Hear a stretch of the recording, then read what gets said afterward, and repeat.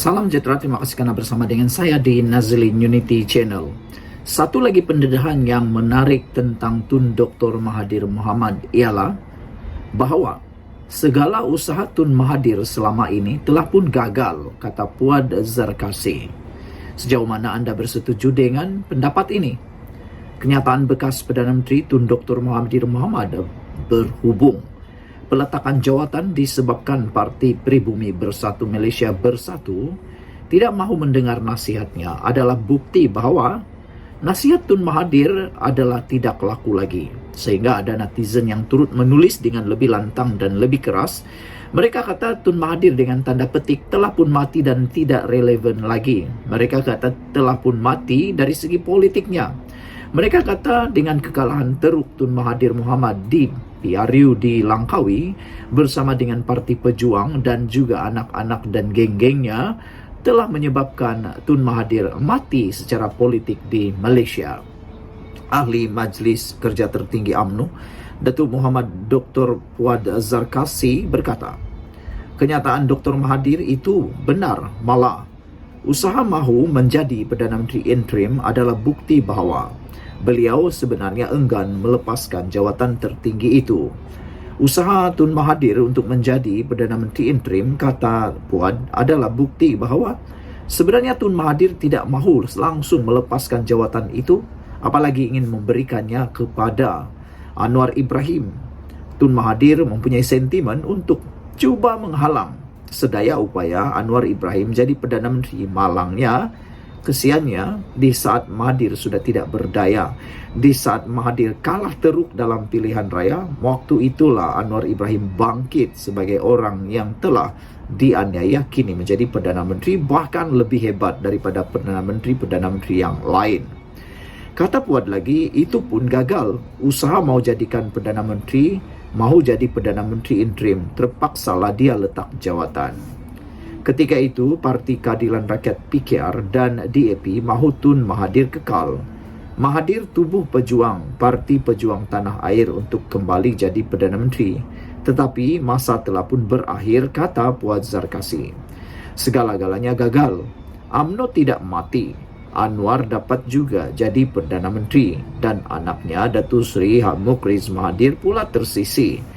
Tun Mahathir hanya berjaya, hanya satu perkara kejayaan Mahathir yang paling membuatkan ahli Parti UMNO marah, iaitu berjaya memenjarakan Najib.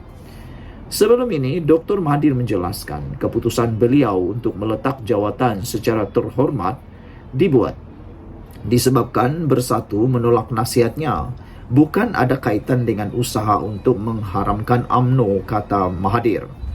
Beliau berkata demikian susulan menjawab kenyataan Presiden UMNO Datuk Dr. Ahmad Zahid Hamidi yang mendedahkan dirinya adalah dalang utama menjatuhkan Dr. Mahathir Mohamad sebagai Perdana Menteri ketika itu dalam usaha menyelamatkan tindakan pengharaman parti tersebut. Menurut Ahmad Zahid lagi, tindakan luar biasa terbabit terpaksa dilakukan untuk menolak Dr. Mahathir yang ingin mengharamkan UMNO. Mengulas lanjut, Muhammad Puad Zarkasi berkata, Dr. Mahathir merupakan individu yang tidak gemar mengalah, namun disebabkan hal itu beliau terpaksa mengalah. Oleh itu, sumbangan Ahmad Zahid Hamidi menjatuhkan kerajaan 22 bulan Tun Mahathir dan kerajaan 17 bulan Muhyiddin serta UMNO berkongsi kuasa pada hari ini adalah benar. Tun Mahathir tidak suka mengalah, tapi kali ini dia kalah. UMNO masih ada tempat berbakti kepada rakyat. Berehatlah Tun, jasamu tetap dikenang, ujar beliau lagi. Sejauh mana anda setuju dengan apa yang dikatakan oleh Puad Zarkasi ini? Secara keseluruhannya, tidak dapat dinafikan bahawa ada kebenaran apa yang Puad Zarkasi katakan ini, yaitu Tun Mahathir Mohamad hanya berjaya membuat satu perkara, memenjarakan Najib. Tetapi untuk dapat menghalang Anwar Ibrahim sebagai Perdana Menteri, itu jauh sekali daripada berjaya. Bahkan di saat Mahathir masih hidup, di saat Mahathir dapat memerhati lagi, Anwar Ibrahim menjadi Perdana Menteri. Sehingga ada netizen kata, mungkin itu ketentuan daripada ilahi, daripada Allah supaya Mahathir dapat melihat, menonton betapa hebatnya Anwar Ibrahim menjadi Perdana Menteri. Tapi seperti yang dikatakan oleh Bung Ahmad Puat Zarkasi, baguslah, baiklah kalau Tun Mahathir berehat. Jasamu dikenang. Kita jumpa lagi. Jangan lupa tinggalkan komen Anda. Salam sejahtera, terima kasih kerana bersama dengan saya di Nazilin Unity Channel. Anwar Ibrahim sudah bagi tahu dia tidak akan ambil gaji sehingga waktu di mana ekonomi Malaysia sudah mengukuh dan pulih semula. Bahkan lebih hebat lagi, tak lama lagi Anwar Ibrahim akan umumkan sistem gaji untuk para penjawat awam yang baru. Namun yang lebih mengejutkan kita ialah gaji Perdana Menteri yang diperoleh Anwar Ibrahim adalah lebih rendah dari 6 Menteri Besar, Ketua Menteri yang ada di Malaysia. Saya ingin kongsikan kepada anda, siapakah Menteri Besar dan Ketua Menteri yang mempunyai gaji lebih tinggi daripada Anwar Ibrahim ini? Gaji Ketua Eksekutif di Sarawak, Sabah, Terengganu dan Pahang adalah sekurang-kurangnya RM30,000 sebulan.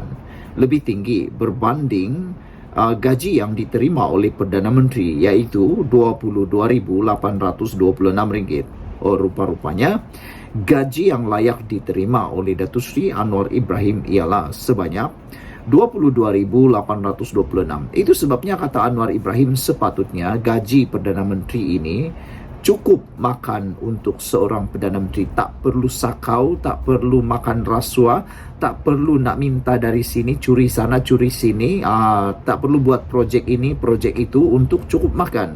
Kata Anwar Ibrahim, cukup untuk beliau. Bahkan ini belum masuk allowance lagi yang boleh diterima oleh seorang Perdana Menteri ataupun penjawat awam. Saudara, ini baru gaji pokok seorang Perdana Menteri dan juga gaji pokok bagi Ketua Menteri atau Eksekutif di Sarawak, Sabah, Terengganu dan Pahang. Bayangkan berapa banyakkah gaji mereka sebulan yang diperoleh dicampur dengan allowance dan pendapatan yang lain. Itulah kata Anwar Ibrahim. Dia pun hairan kenapa ada pemimpin yang masih sakau sini, sakau sana. Masih tak cukupkah gaji yang diterima, sedangkan gaji itu sudah banyak. Mereka ni bukannya makan tiap-tiap hari di kedai makan pun kan? Netizen kata, adakah pernah nampak Perdana Menteri, Ketua Menteri, Menteri Besar ataupun siapa-siapa antara yang disebut ini makan di restoran mereka bayar? Jarang juga kita nampak kan? Biasanya mereka ke satu tempat hampir tiap-tiap hari dipanggil ke mana-mana untuk satu majlis, mesyuarat dan sebagainya. Makanan mereka dibayar. Belum tentu lagi mereka bayar. Mungkin dibayar atau dapat allowance lagi. Jadi, kenapa masih lagi sakau? Kenapa lagi curi duit kerajaan? Kenapa curi lagi duit rakyat? Dan lebih teruk lagi tak bayar cukai. Itu paling bikin menyakitkan hati. Orang-orang lain, bilis-bilis, rakyat biasa dipaksa bayar gaji, dipaksa bayar cukai. Tapi ada yang tak bayar cukai. Itu yang bikin panas. Sebagai Ketua Eksekutif Negara, jawatan Perdana Menteri adalah posisi politik yang paling diidam-idamkan dan sejajar dengan itu, dipercayai mendapat imbuhan paling lumayan. Keputusan Perdana Menteri Anwar Ibrahim untuk tidak mengambil gaji juga menguatkan persepsi ini. Namun, semakan oleh Kini News Lab terhadap data imbuhan untuk eksekutif tertinggi Kerajaan Persekutuan dan Negeri menunjukkan sebaliknya. Ternyata terdapat jurang besar antara negeri-negeri dengan gaji ketua eksekutif di beberapa negeri bahkan lebih tinggi daripada gaji Perdana Menteri. Sebab mudahnya, federalism. Memandangkan Malaysia ialah sebuah persekutuan yang terdiri daripada pelbagai negeri dan wilayah. Parlimen dan Dewan Undangan Negeri mempunyai bidang kuasa dan kuasa legislatif mereka sendiri, termasuk menetapkan gaji anggota Kabinet Kerajaan Persekutuan atau Exco Negeri. Oleh itu, setiap Dewan Undangan Negeri meluluskan undang-undang yang menetapkan gaji Menteri Besar atau Ketua Menteri dan Exco mereka bagi negeri masing-masing, manakala Parlimen meluluskan undang-undang yang menetapkan gaji untuk Perdana Menteri dan anggota Kabinet. Ketua Eksekutif Negeri mana yang memiliki gaji lebih tinggi daripada Perdana Menteri? Berikut adalah contoh ilustrasi gaji Premier Sarawak sebelum ini dikenali sebagai Ketua Menteri. Ialah sebanyak RM39,000 sebulan. Ia adalah 71% lebih tinggi berbanding gaji Perdana Menteri. Di Sarawak, gaji premiernya ialah sebanyak RM39,000. Gaji Perdana Menteri Anwar Ibrahim pula RM22,829. Di Sabah, gaji Ketua Menteri ialah RM33,033 atau 45% lebih tinggi daripada Perdana Menteri Anwar Ibrahim. Negeri-negeri lain ialah Terengganu, Pahang, Perak dan Selangor, di mana gaji Ketua Eksekutif lebih tinggi berbanding Perdana Menteri. Negeri mana yang memiliki gaji paling rendah? Ketua Menteri Pulau Pinang menerima gaji paling rendah di kalangan Ketua Eksekutif Negeri, iaitu sebanyak RM14,175 atau 38% lebih rendah berbanding gaji Perdana Menteri. Sementara itu, gaji Menteri Besar Johor lebih tinggi sedikit, iaitu sebanyak RM14,907. Yang mengejutkan netizen ialah mengapa dua buah negeri yang kaya raya ini, iaitu Pulau Pinang dan Johor, mempunyai gaji Ketua Menteri dan Menteri Besar yang paling rendah di Malaysia. Sedangkan mereka merujuk Kelantan dan Terengganu, negeri yang boleh dikata antara termiskin di Malaysia, tapi apa yang terjadi? Mereka mempunyai gaji yang lebih tinggi berbanding Perdana Menteri. Itu yang menjadi keheranan kepada ramai netizen. Dua ketua eksekutif negeri lain yang memiliki gaji kurang daripada RM20,000 sebulan ialah Negeri Sembilan dan Melaka. Dua-dua negeri ini juga adalah negeri yang boleh dikatakan maju dan kaya. Ahli ekonomi Lian Hoi Hoi berkata, eksekutif tertinggi kerajaan di sesetengah negeri memperoleh gaji lebih tinggi kerana telah melakukan semakan, manakala negeri-negeri lain tidak melakukan semakan untuk tempoh yang lama.